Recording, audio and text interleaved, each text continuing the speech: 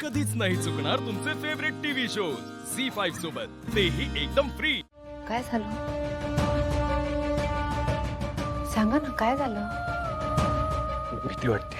भीती वाटते?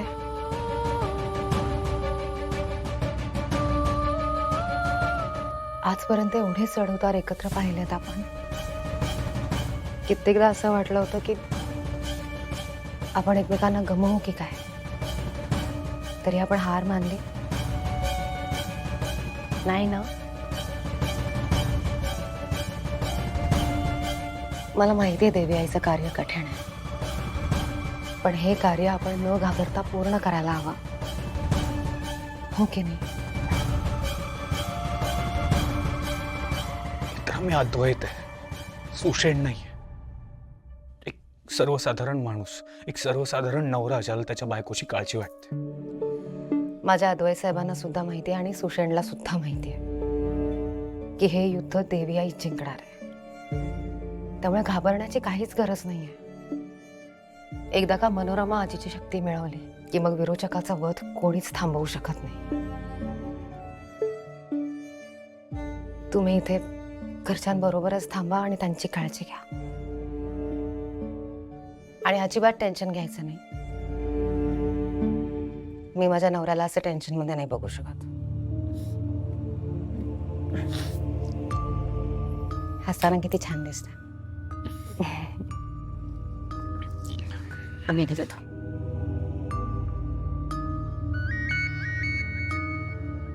आबांचा फोन। स्पीकरवर। हा आबा, मी तुम्हालाच फोन करणार होते। मी आणि इंद्राणी आत्या बाबोशीला येतोय। बाळा, हे सगळं काही विपरीतच घडतंय ग। काय असं का बोलताय तुम्ही? काही झालंय का? नेत्रा, देवी आईच्या डोंगराच्या खालच्या जंगलात विरोचक नाहीये। नाही, कुठे गेला असेल मग? आबा माझं ऐका, विरोचक जिवंत आहे। तुम्ही आत्ताच्या आता तिथून निघा, आत्ताच्या आता घरी जा आबा।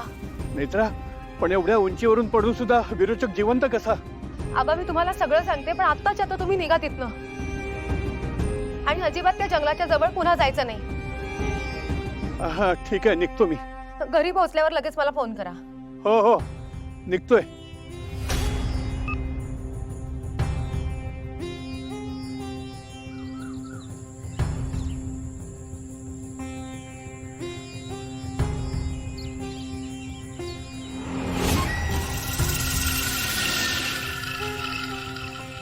विरोचक काही करू शकतो, आता काही करू शकतो। कदाचित बाबूशीत काहीतरी घडेल, किंवा विरोचक इथे येऊ शकतो। काय माझं ऐका, आम्ही गेल्यानंतर सगळी दारं खिडक्या सगळं बंद करून घ्या, आणि कोणी जरी आलं ना दारावर तर लगेच दरवाजा उघडू नका। हा, मी लगेच निघतो।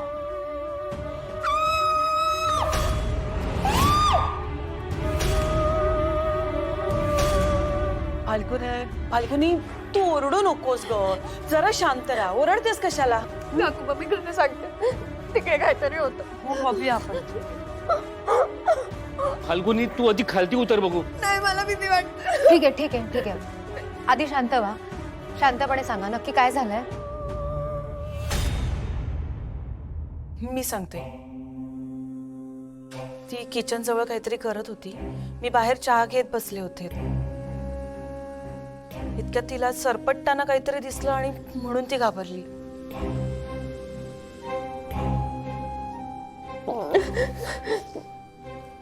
नक्की काय दिसलं ताई? नाही माहिती, पण काहीतरी सरपटताना दिसलंय मला। मी बघते। माय प्रॉमिस, काहीतरी होतं। बघतायत।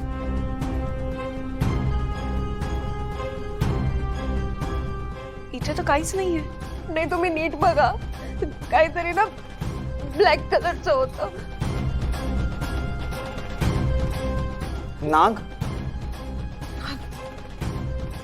नाग कसं येईल घरात? नेत्रा, विरोचक तर मेलाय ना? काकू, असं कोणत्याही निष्कर्षापर्यंत पोहोचू नका. ते दोघं बघतायत ना. थांबा. मला भीती वाटते. काकू, देवीच्या डोंगराच्या खालच्या जंगलात विरोचक नाहीये. विरोचक नागा स्वरूप घेऊन तर घरात आला नसेल.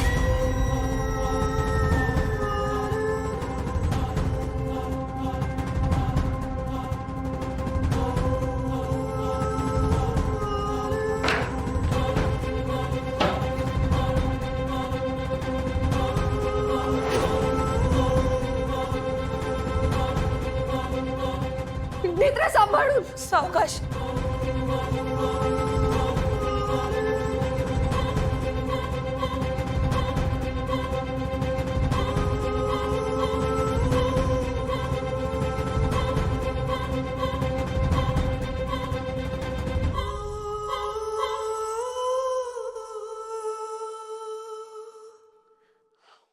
ही तर साधी काळी पिशवी आहे.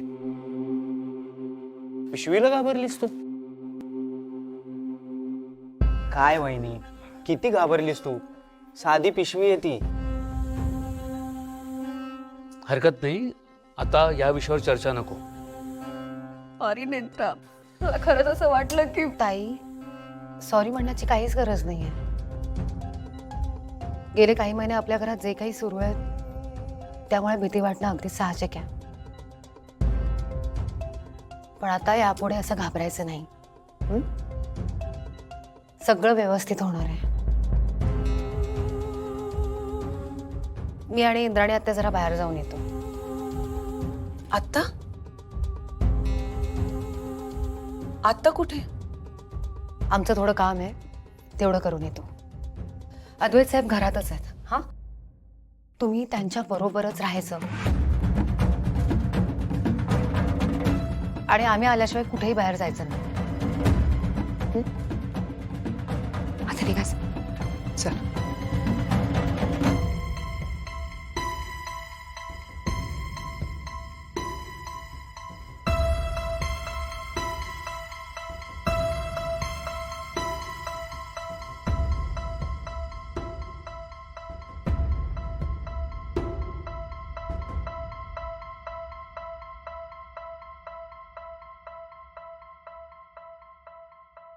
कागो, मला खरंच असं वाटलं की किचन मध्ये साप आहे, पण होतं काय, प्लास्टिकची पिशवी. हे पण साप, नाग, आता हे शब्दही नको ना या घरात. ती आस्तिका होती, कसलं डेंजर होतं ते सगळं. म्हणूनच मी घाबरली. झी 5 ॲप डाउनलोड करा आणि पहा सर्व एपिसोड्स एकदम फ्री.